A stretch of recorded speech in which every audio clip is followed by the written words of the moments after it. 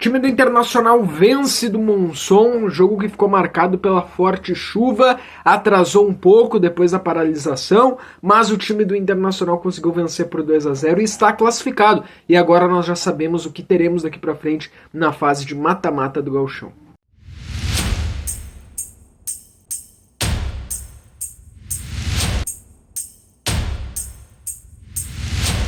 Vamos lá, o Internacional foi escalado com Antony Brian Aguirre Rohel, Vitor Gabriel Bernabei, Vitinho Bruno Henrique, Ronaldo Carboneiro Borré e Valência.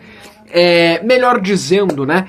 O time do Internacional hoje teve uma modificação na formação, ou então uma novidade colocada pelo Roger. Mas antes, é importante a gente contextualizar. O jogo ele começa às 4h30, uma chuva muito forte em Porto Alegre e em boa parte também da região metropolitana. É uma chuva de verão, tá? É uma chuva de verão, graças a Deus, pelo menos que a gente acompanhou aí de notícias, não houve nenhuma estrago, nenhuma tempestade. Foi uma chuva calma, mas intensa, né? Contínua. E foi uma chuva que afetou o gramado do estádio Beira-Rio, a ponto de que o jogo teve que ser paralisado, voltando só por volta ali das 5 horas da tarde, ou seja, meia hora depois que a partida deveria ter começado, é quando a gente estava ali nos primeiros minutos da partida, porque a gente pôde ver que nos primeiros minutos da partida não teve futebol, né? Foi um polo aquático, como brincam.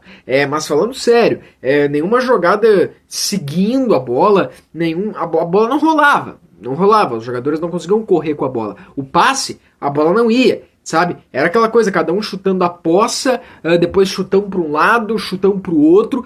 Então, não dava para praticar futebol, né? Lances que talvez o atacante do Inter ia ficar na cara do gol, não teve como. O Monzón que foi com uma linha de 3, lances que o Valência, sei lá, ia ficar na cara do gol, a bola nem alcançava. Teve que haver a paralisação. Pelos lados do campo a gente pode ver mais dificuldade ainda no primeiro tempo, depois do retorno da paralisação. O pessoal passou o rodo lá para tirar a água. A drenagem do Inter é uma das melhores do Brasil e da América. O gramado do Inter é um dos melhores do Brasil e da América. Tanto que no segundo tempo o gramado já estava normal. E para ajudar, parou a chuva, né? A chuva para no intervalo da partida. Até quase abriu o sol. Eu achei que ia abrir sol, mas depois voltou uma garoa, mas não afetou o segundo tempo. Então a gente teve ainda no primeiro tempo alguns resquícios, sim, de dificuldades ali no gramado, dificuldades da bola rolar, principalmente no lado do campo, principalmente pelos lados do campo. E é claro que isso afeta. Se ali nos primeiros 10 minutos depois do retorno o Inter não conseguiu produzir, o Inter teve dificuldade de criar, também é por causa do gramado. Não adianta a gente querer cobrar como se fosse uma partida normal, como todas as outras. Mas depois que o gramado começou a voltar ao normal, a gente pôde ver o que é o Inter do Roger, e a gente pôde ver que o Inter, se não houvesse toda a paralisação e toda aquela questão, poderia ter aberto o placar bem antes do que o placar foi aberto. Porque daí o Inter faz 1-0, antes disso tem um pênalti que o Borré perde, depois o Internacional consegue fazer 1-0 com o Bruno Henrique, e o segundo gol sai contra. Nesses dois gols a gente pôde ver a fragilidade do Monzón e a grande diferença técnica entre Internacional e Monzón, né? O gol ali do Bruno Henrique, os jogadores do Inter livres na área, os jogadores do Inter com uma marcação sem marcação, né? A marcação do Monzón falha realmente contra o Inter ali no primeiro gol do Internacional feito pelo Bruno Henrique.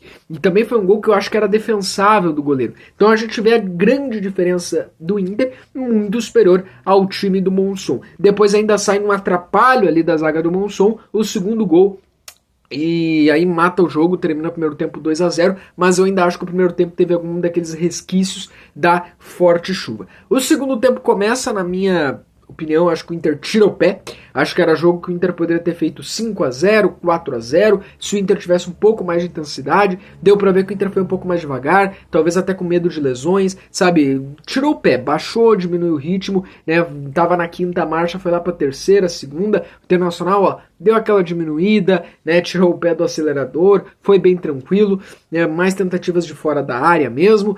O Bernabei, ele faz um gol de fora da área, bem na característica dele, mas o Valência estava impedido quando foi dar o passe, estava lá impedido na meia-lua da área, e aí o gol foi anulado. Mas o Inter teve algumas chances, alguns chutes de fora da área, o goleiro do time do Max, né, goleiro do time do Monson, fez defesas importantes ao longo da partida. A gente pôde ver entrar no segundo tempo o Thiago Maia, que parece que vai esfriar de novo. Que novela de Thiago Maia e Santos. O Iago Noal também entrou no segundo tempo. Deu pro Ramon entrar também no lugar do Bernabei. O Wanderson entrou também. O Luca entrou também no segundo tempo. Já deu pro Roger dar uma rotacionar um pouco a equipe. E é isso, tá? O Inter ganha de 2-0.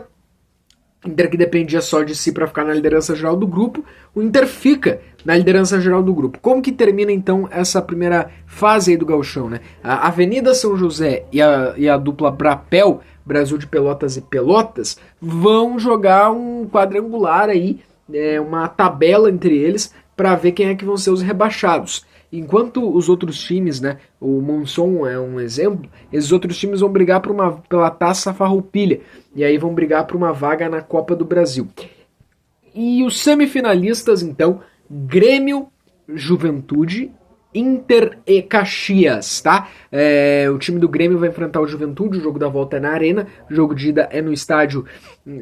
Aliás, o Juventude ganhou, eu acho que mudou isso, hein? Pera aí, deixa eu só confirmar aqui, mas eu acho que mudou isso de último minuto, porque, assim, o Juventude sai ganhando, toma a virada, empata e vira. Mas, na verdade, não, o jogo da volta é no estádio do Alfredo Jaconi, isso mesmo, que por muitos momentos da partida o Juventude não estava vencendo, mas então só deixa eu corrigir aqui, Grêmio e Juventude uma semifinal, jogo de na Arena, jogo de volta no Alfredo Jaconi, e o Internacional então vai enfrentar o Caxias na semifinal. Internacional decide em casa o jogo da volta, jogo de ida no Estádio Centenário, jogo da volta no Beira-Rio. Já no próximo final de semana é a semifinal. O Internacional que terá a semana livre, e no próximo final de semana o Internacional terá a então, semifinal do Gauchão, as semifinais do Gauchão, o Internacional reencontra o Caxias. O Inter é o time com a melhor campanha na primeira fase do Gauchão. O Internacional termina na liderança geral do Gauchão. O Internacional é o time que melhor pontuou